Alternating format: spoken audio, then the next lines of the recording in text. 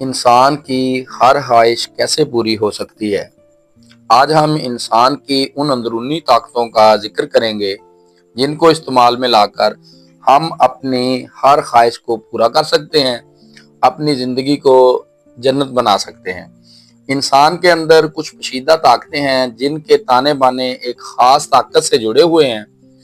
مافوق الفطرت قوتوں میں چند ایک مثلاً فنا فی الذات، مسمرزم، شخصی مقناطیس، مائنڈفلنس، میڈیٹیشن، مینیفیسٹیشن اور اورا جیسی قوتیں سب کے اول کی سی حیثیت رکھتی ہیں، اور ان قوتوں کا تعلق انسان کی اندرونی قوت جس کا تعلق سائنس کے مطابق یونیورس سے اور اسلام کے مطابق یونیورس بنانے والے کے ساتھ ہے۔ یہ تمام پوشیدہ قوتیں انسان کے مائنڈ یعنی نفس کے ساتھ جڑی ہوئی ہیں، بلکہ یہ ہمارے اندر کوائل فارم میں موجود ہوتی ہیں۔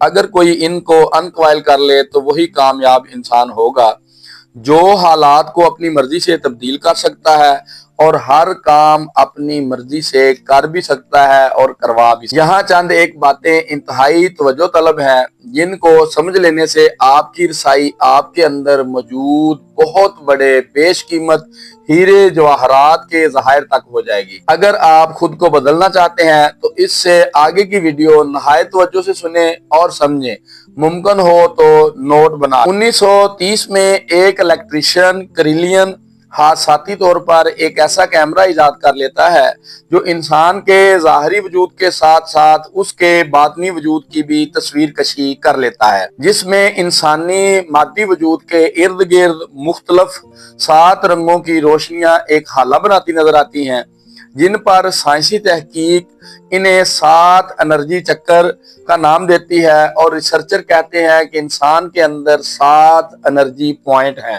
جن کے اندر سے ایسی انرجی خارج ہو رہی ہے کہ جس کے استعمال سے آپ یونیورس سے کچھ بھی حاصل کر سکتے ہیں، ناممکن کو ممکن بنا سکتے ہیں۔ یہ تو آج کی تحقیق ہے، لیکن ہر دور میں ان قوتوں کا مختلف مذاہب میں ذکر پایا جاتا ہے، اور حیران کن بات یہ ہے کہ تمام مذاہب میں اور آج کریلین فوٹوگرافی میں یہ چکر، یہ انرجی پوائنٹ 7 ہی ہیں۔ یونانی، رومی، ہندو اور عیسائی اقوام میں ان کی مذہبی شخصیت کی تصاویر اور مجسموں کے ارد گرد آپ نے دیکھا ہوگا کہ روشنیوں کا ایک حالہ ہوتا ہے جو 7 رنگوں پر مشتمل ہوتا ہے۔ ان سب کا ماننا ہے کہ انسان کے وجود کے اندر اسپائنل کارڈ کے ساتھ 7 چکر ہوتے ہیں جن کے اندر ایک قدرتی انرجی ہوتی ہے، یہ کوائل فارم میں ہوتی ہے۔ ان کے نزدیک یہ خدائی طاقت ہے اور سائنسدانوں کے نزدیک یہ یونیورس کی طاقت ہے۔ قدیم مصری عقائد میں فرعونوں کے پاس بھی 7 قسم کی روحانی طاقتیں تھیں، جن میں فرعون کے پاس 7 ایسی روحانی طاقتیں تھیں جس کی وجہ سے وہ ایسا بہت کچھ کر لیتا تھا جو عام آدمی نہیں کر سکتا۔ تبتی بدھ متوں کے نزدیک بھی 7 روحانی سدھیاں ہوتی ہیں جن کو سدھ کر کے انسان عظیم قوت سے رابطے میں آ جاتا ہے۔ یہودیوں میں قبالہ نامی تصوف میں بھی 7 روحانی طاقتوں کا استعمال موجود ہے جنہیں دنیا آج قبالہ جادو کے نام سے جانتی ہے۔ عیسائیت میں روح القدس اور 7 روحانی عطیات، 7 روحانی درجات کا ذکر موجود ہے۔ عیسائیت میں ریکی کانسیپٹ روح القدس کی توانائی سے جڑے رہنے کا، فیض حاصل کرنے کا یا انرجی ریسیو کرنے کا نام ہے۔ پوشیدہ قوتوں کا سب سے بہترین اظہار اور حقیقت کے قریب ترین فقط تصوف ہی ہے۔ سائنس جس روحانی انرجی کے 7 پوائنٹ کا ذکر کرتی ہے یا دیگر مذاہب میں بھی 7 چکرات کا ذکر ملتا ہے اور ان سے کام لینے کے وہ طریقے بتاتے ہیں، اسی طرح اسلام میں ان کا تصور سب سے واضح ہے، کیونکہ انسان روحانی اور جسمانی 2 طرح کے وجود کا مرکب ہے۔ جیسے ظاہری جسم ہے ایسے باطنی جسم بھی ہے، جیسے ظاہری وجود کام کرتا ہے ایسے باطنی وجود بھی کام کرتا ہے، جیسے ظاہری جسم طاقت رکھتا ہے، پاور رکھتا ہے، ایسے باطنی وجود کی بھی اپنی ایک پاور۔ اسے جسم مثالی یا اورا کا نام دیا جاتا ہے، جس کے انرجی پوائنٹ کو اسلام میں لطائف کہا جاتا ہے۔ ان کی اصل جگہ تو عالم امر میں ہے، لیکن اللہ تعالیٰ نے اپنی قدرت کاملہ سے اسے انسان کے وجود کے اندر امانتاً رکھ دیا ہے۔ آج اغیار ان روحانی قوتوں کو استعمال میں لا کر لوگوں کے دل دماغ پر حکومت کر رہے ہیں، اور ان طاقتوں کو جادو کی طرح استعمال میں لا کر یونیورس سے من چاہے فائدہ حاصل کر رہے ہیں۔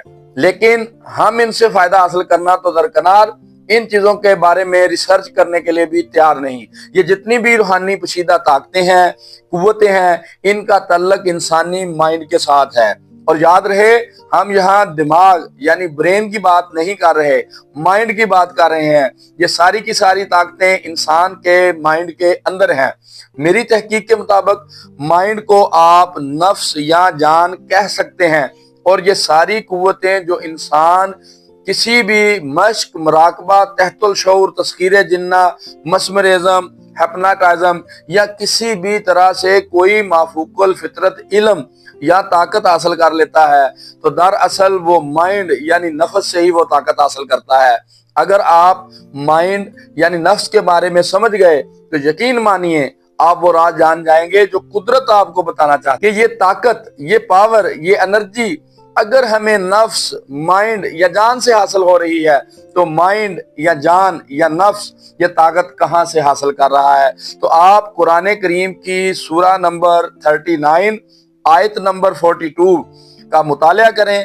اللہ تعالیٰ فرماتا ہے، اللہ ہی ہے جو موت کے وقت نفوس کو قبض کر لیتا ہے، جان کو قبض کر لیتا ہے، اور جن کی موت نہیں آئی ان کی نیند کے وقت ان کے نفوس کو قبض کر لیتا ہے یا ان کی جان کو قبض کر لیتا ہے۔ پھر جن پر موت کا حکم لگ چکا ہوتا ہے انہیں تو اپنے پاس روک لیتا ہے، اور دوسرے نفوس اور دوسری جانیں ان کو ایک مقررہ وقت کے لیے واپس بھیج دیتا ہے۔ بے شک اس میں ضرور نشانیاں ہیں فکر کرنے والوں کے لیے، سوچنے والوں کے لیے۔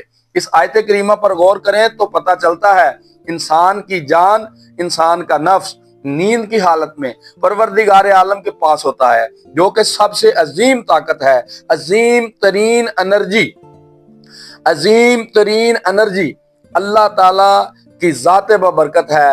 جب جان، نفس یا مائنڈ نیند کی حالت میں پروردگار کے پاس ہوتی ہے تو وہ جس انرجی سے چارج ہوتی ہے، وہ انرجی، وہ قوت تو سب قوتوں سے برتر ہے، لیکن ہوتا کیا ہے کہ یہ انرجی جب ہمارے جسم میں واپس آتی ہے تو اس پر ایک پردہ ہوتا ہے، یہ انکوائل نہیں ہوتی۔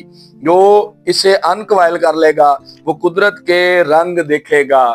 مجھے امید ہے کہ آپ سمجھ گئے ہوں گے کہ انسان کی اندرونی قوتیں سیراب ہوتی ہیں نفس سے، جان سے، مائنڈ سے، اور جان قوت حاصل کرتی ہے پروردگار۔ سائنس کہتی ہے کہ مائنڈ یونیورس سے قوت حاصل کر کے کچھ بھی کر سکتا ہے، لیکن ہم کہتے ہیں یونیورس جس سے قوت حاصل کر رہی ہے، وہ قوت جب مائنڈ، نفس یا جان کو اپنے پاس روک لے تو یونیورس اس کی مدد کیسے کرے؟